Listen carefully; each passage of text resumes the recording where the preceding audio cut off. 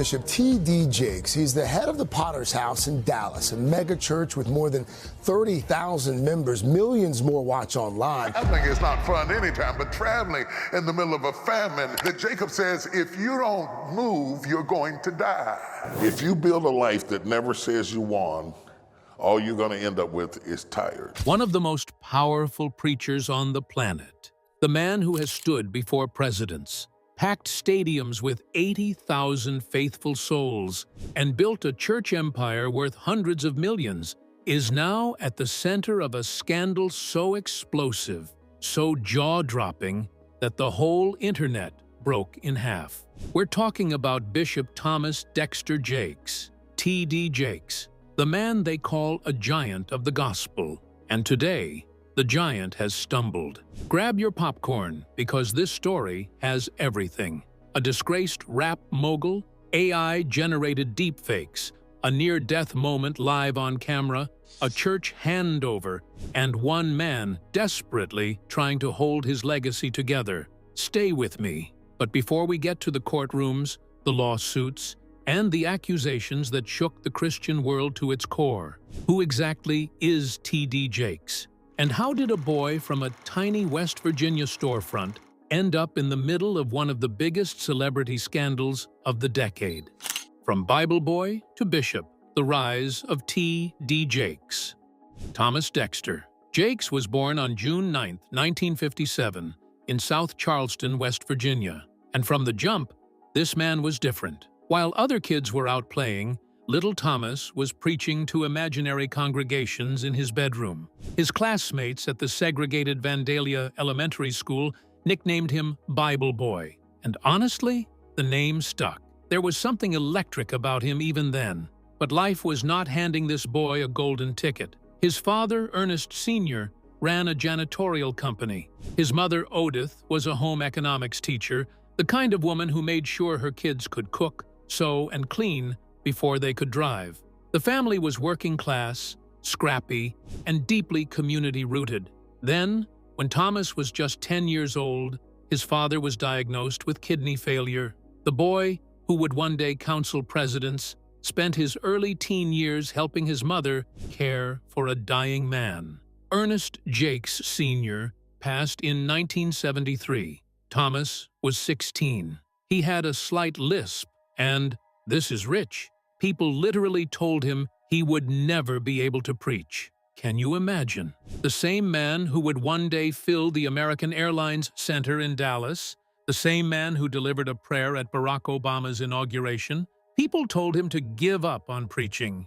He didn't. By 17, Jakes felt the call to ministry like a fire he couldn't put out. He enrolled at West Virginia State College, dropped out, earned his GED, then ground his way back through correspondence courses to eventually earn a bachelor's, a master's, and a doctor of ministry. He was not born into privilege. He built himself, brick by painful brick. In 1980, at just 23 years old, he opened the Greater Emmanuel Temple of Faith in a Montgomery, West Virginia storefront with exactly 10 members. 10. He worked double shifts at the Union Carbide chemical plant to keep the lights on. Then the plant shut down in 1982. He was unemployed, broke, leading a tiny congregation, and his father had just died. His wife, Sarita, the woman he'd married in 1981, after meeting her while guest preaching at her church, worked nights as a disc jockey at a local Christian radio station so they could survive. Most people would have folded. T.D. Jakes did not fold. He started a radio show. He preached at revivals. He began moving from small town to small town in West Virginia as his congregation slowly, then rapidly, grew. In 1992, he preached a sermon that would change everything. Woman, thou art loosed. It addressed the pain and trauma of women, a topic most male preachers were too afraid to touch, and it spread like wildfire. By 1993, he was on national television on the Trinity Broadcasting Network. By 1996, he had packed up his family, 50 church members, and moved the entire operation to Dallas, Texas. The Potter's House was born. It grew from 7 to 14,000 members in 2 years. Today, it boasts over 30,000 registered members and is consistently ranked among the most influential churches in America. He has written more than 40 books, produced films, advised Presidents Clinton, Bush, and Obama. He received Grammy and Dove Award nominations. In 2016, Oprah herself added him to her Super Soul 100 list. This is a man who built a dynasty from a mop bucket and a storefront. So how does a man with this kind of legacy end up with mugshots plastered all over YouTube and millions of people convinced he's headed to prison? One name, one very infamous name. The lawsuit that started it all. If you've been anywhere near the internet in the last 2 years, you know the name Sean Diddy Combs has become synonymous with scandal, federal indictments, and an absolute implosion of one of hip-hop's most powerful empires. But what does the rap mogul's nightmare have to do with a 68-year-old mega-church pastor from Dallas? Pull up a chair. It started in November 2023 when Diddy's former girlfriend Cassie Ventura filed a bombshell lawsuit alleging years of abuse and trafficking. The suit was settled quickly, suspiciously quickly, some said, but the floodgates had already cracked open. Then, in early 2024, producer Rodney Lil Rod Jones filed a massive 98-page civil lawsuit against Combs, alleging an entire multi-year trafficking operation. And buried in that document, just once, in one paragraph, was the name Bishop T.D. Jakes. Now here is where you have to pay very close attention, because the gossip mill ran wild with this and completely distorted what the lawsuit actually said. Lil Rod did not accuse Jakes of any misconduct. What the lawsuit claimed was that Combs planned to use his friendship with Bishop Jakes to help manage the public relations fallout from Cassie's suit. That's it. Image management, damage control. Not parties, not crimes, not anything criminal whatsoever. But did the internet care about those details? Absolutely not. Within days, TikTok and YouTube exploded with videos spinning increasingly wild claims that Jakes had attended Diddy's infamous freak-off parties, that there was secret footage proving it, that escorts were involved, that things were even darker than that. The stories got wilder with every share, every repost. The videos were sensational, and you know that means they were viral. And according to every credible journalist, legal expert, and deepfake detection specialist who examined them, they were fabricated, start to finish. Real footage of Jakes appearing at Combs' birthday party, a brief daytime visit with staff members, had been stitched together with AI-generated video and audio to create something that looked, to an untrained eye, like damning evidence. So what did Bishop Jakes do when he found himself at the center of this digital wildfire? Jakes fires back, denial, defamation, and the fight for his name. Let's be clear about something. Bishop T.D. Jakes did not run. He did not hide. He came out, looked the accusations in the face, and called them what they were: lies. The first major public response came on Christmas Eve, 2023. During his sermon at the Potter's house, Jakes stood at his pulpit and addressed the rumors head-on, telling his congregation that he would not dignify fabricated accusations with a detailed defense. "All of you who expect me to address a lie, you can log off," he told them. He called his accusers liars from the pulpit, and then said something that surprised a lot of people, that even if everything was true, all I got to do is repent sincerely from my heart. That line became its own controversy, with critics claiming it was a half-admission. His supporters said he was simply demonstrating theological humility. You decide. His representatives were far less ambiguous. Derek Williams, executive vice president of T.D. Jakes Entertainment, told the Christian Post that Jakes had attended Diddy's 2022 birthday party for exactly one reason: because Jakes' sermons aired on Revolt Network, which Combs chaired at the time. It was a business relationship. Jakes stopped by during the day, greeted the family, and left. Williams called any accusation to the contrary wholly unsubstantiated, unverified, and false. But the videos kept coming, hundreds of them, some with over 1 million views. Fake images showed Jakes in prison jumpsuits, in handcuffs, in sexual scenarios with other male celebrities. Let's not even talk about the thumbnails. And behind those thumbnails, in December 2024, Jakes' attorney Dustin Push filed a legal motion in the Northern District of California seeking to subpoena Google, YouTube's parent company, to identify the people behind 4 YouTube accounts posting what the legal filing described as AI-generated misinformation. The accounts? Allegedly located in Pakistan, South Africa, the Philippines, and Kenya. The filing was scathing.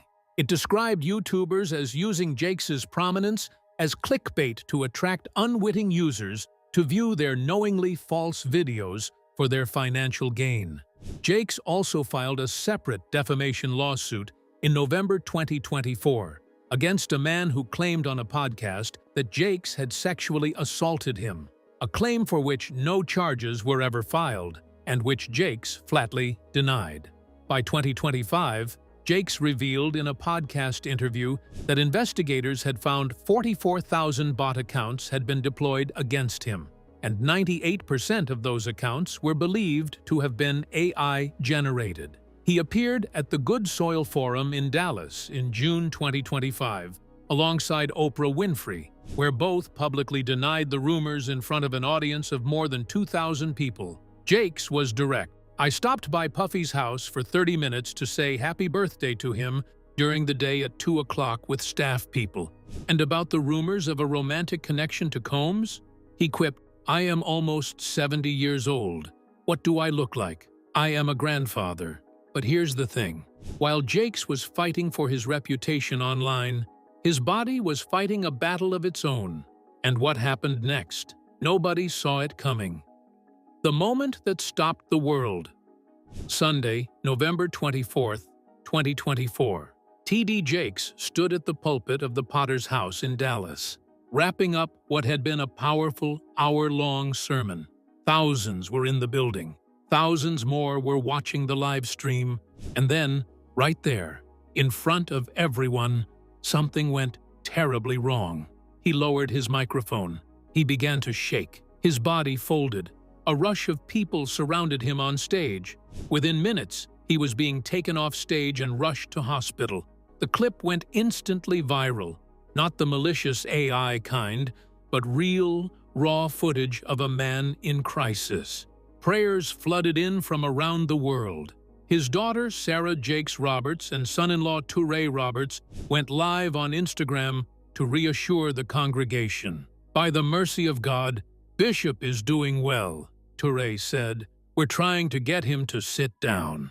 The church's initial statement called it a slight health incident. Then, on December 1st, Jakes posted a video of his own. Many of you don't realize that you're looking at a miracle. I faced a life-threatening calamity. I was rushed to the ICU unit. I had emergency surgery. I survived this surgery. I'm back.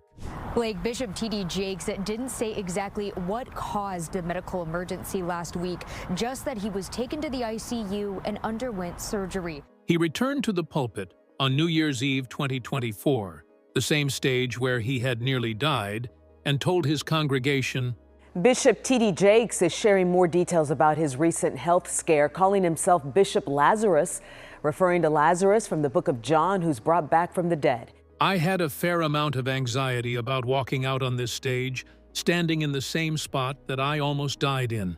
And frankly, I think I did.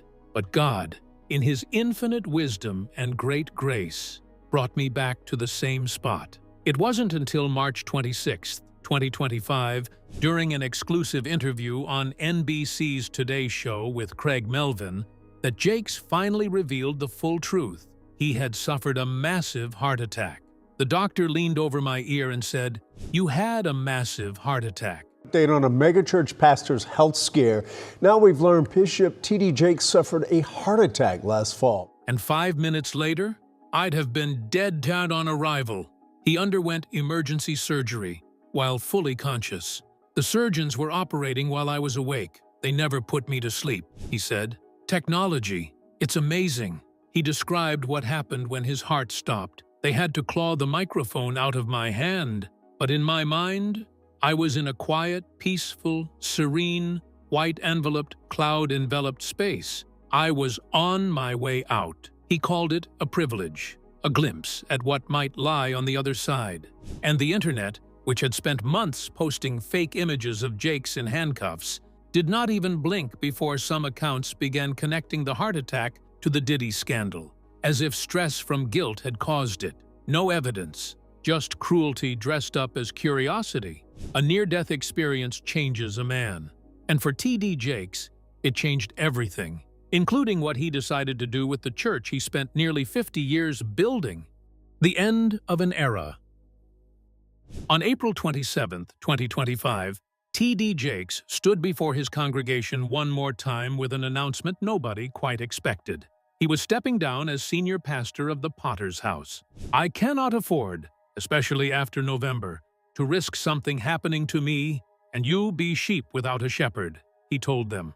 "I cannot afford to let all the work of all the saints, living and dead, to hold this so tight, so long, that I wither away." His chosen successors were his daughter, Sarah Jakes Roberts, a New York Times best-selling author and founder of the Woman Evolve Ministry, and her husband, Touré Roberts, pastor and author of Purpose Awakening. Jakes shared that the couple had already been leading behind the scenes since early November, ensuring the church remained steady and well-guided the entire time. On July 6, 2025, during the church's 29th anniversary, the Potter's House held a packed 4-hour installation service. Judith Christie McAllister led worship, and Cindy Trim delivered a sermon titled The Last Sermon, Leadership Redefined, calling it history-making. The couple knelt as Jakes placed his stole on Touré Roberts and anointed them with oil. "Receive your pastors," he declared to roaring applause. Sarah, emotional, admitted this wasn't how she imagined her legacy, but expressed hope for the future. Jakes framed the shift as expansion, saying he'll focus on broader community work. "The clock is ticking," he said. So after all of this, the rumors, the lawsuits, the heart attack, the church handover, where does T.D. Jakes actually stand today? The truth behind the title. All right, let's bring it all home. You've heard the rumors, you've seen the headlines, you've watched the internet go absolutely feral over this man's name. So let's be completely honest with you, because unlike the 44,000 bots that attacked this man, that's what we do here. What is true is that his name got dragged viciously and relentlessly through a digital sewer fueled by AI-generated deepfakes, foreign bot farms, and content creators willing to destroy a man's reputation for clicks and ad revenue. What is true is that a man who survived grinding poverty, a dying father, a closed factory, and a storefront church with 10 members, then built one of the most influential ministries in American history, nearly died of a heart attack on live television at 67 years old, and came back to the stage anyway. What is true is that he spent months fighting misinformation in courts, in public, and on podcasts, while stepping back from the pulpit to protect what he built. As of now, Diddy's federal sex trafficking trial is still ongoing, and no verdict has been reached. Throughout the proceedings, numerous witnesses have testified, evidence has been presented, and many names have surfaced under scrutiny. Despite all of this, T.D. Jakes has not been identified as a defendant, a co-conspirator, or even a witness for the prosecution. At no point during the trial has he been formally linked to the case in any legal capacity. So far, nothing presented in court has placed him within the scope of the allegations or proceedings. Here's what this story really is: a tale of how the internet nearly destroyed a man's reputation using AI, how a 68-year-old preacher survived a heart attack on live television, how a church dynasty got passed to the next generation, and how one of the most powerful pastors in America had to stand before the world and say, I will not be defined by a lie. Whether you admire TD Jakes or feel conflicted about him, whether you think the rumors point to something real or believe he has been unfairly targeted, one fact remains clear: he is still standing. In an era where a single viral moment can destroy a reputation overnight, maintaining that position alone is significant. Regardless of opinion, his continued presence in public life, ministry, and media has become part of the broader conversation. And that resilience itself tells a story many people find worth noting. And that, people, is the full, unfiltered, verified story of the TD Jakes saga. From the storefront church in West Virginia to the center of the internet's most explosive gossip storm. We gave you the receipts, we gave you the context, and we gave you the truth wrapped in all the drama it deserves. If you've made it this far, first of all, respect, because you stayed. Drop a comment below and tell me, do you think TD Jakes has been wrongly targeted? Or do you think there's still more to this story? I want to hear your thoughts. And trust me, I read everything. And listen, if you think this episode was wild, just wait. We are not done. Next time, we are diving deep into another name that keeps coming up in the Diddy trial, someone you would absolutely not expect. And the tea is scalding. You do not want to miss that one. Hit subscribe, smash that notification bell, and come back, because the gossip is just getting started. See you next time.